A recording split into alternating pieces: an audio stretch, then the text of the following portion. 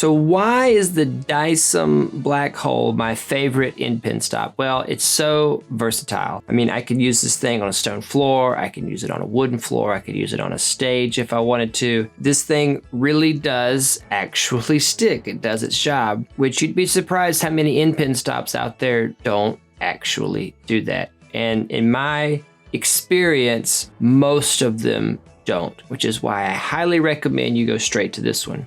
There's another great feature of this, and that is that it is a solid material. I mean, it does not tear up. I've had this one, I think, for over a decade now, for a very long time. And I have two of them. The other one's in here somewhere that I have for students when we're in here. They're really great. And, you know, they're so strong that actually I was introduced to this by a bass player. So if you go look for it, it'll just say, you know, Endpin stop Black Hole. It probably won't say cello stop, or it might say bass stop and cello stop. They don't make them in different sizes. They're really great. If they get dusty, then they kind of slide around, and you just give them a wipe. As a matter of fact, if you rinse them off in the water, they get so sticky you have to peel it off the floor. So really just like wiping it off, or, you know, dusting it off. It makes me think of that toy. What is it? The one that you would wash it in soap and water and you throw it against the wall and it would crawl down the wall. It makes me wonder if somebody looked at that and said, hey, I think we should make an Endpin stop out of that stuff. Anyway, it seems like that's what they did, and it works fantastic. I love this thing because you can use it anywhere. And it's great, you know, when you don't want to mark up a floor, you know, when you're at home, or if you're someplace where you're playing in somebody else's home, you can't mark up the floor, but you really need for this to stick. This thing is great. Now, why use this instead of the chair strap, which never needs to be washed or wiped off, and it's just there, it's connected to the chair? I don't like the chair strap as much because I feel like it's a little bit limiting. I want the freedom to really put the Endpin exactly where I think it should go to be comfortable for where I'm playing. And so that's why I prefer something like this. If you do get a strap, then make sure you get the XEROS Endpin Anchor brand. That's the go-to brand here for this.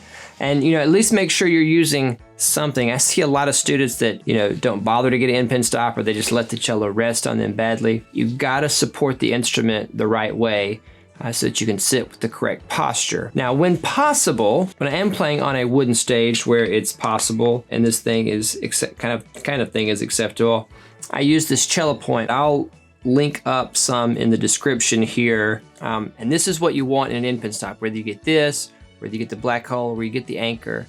Make sure it's doing what you need. Is it keeping the cello where you need? Is it, you know, is it not sliding around? Do you feel like you have, is it easily adjustable? Can you, once you've put it there, can you move the Endpin around and get the cello where you need to without feeling like, you know, oh, I just give up, just leave the Endpin anchor where it is? Because I think that's what happens a lot of times, especially with students, is that they get tired of adjusting it, or they get tired of moving it around, and so they just stop and they just leave it, and then they play with bad posture, or they play with this bad cello position. This is why something like this, or just having a sharper Endpin, if you are, you know, somewhere where you can have a sharper Endpin or play on a carpet or something, whatever, have the freedom to move that Endpin where you need to move it to. That's the whole point of this, and why you should make the investment in having a good Endpin stop. Now, they don't make this cello point anymore.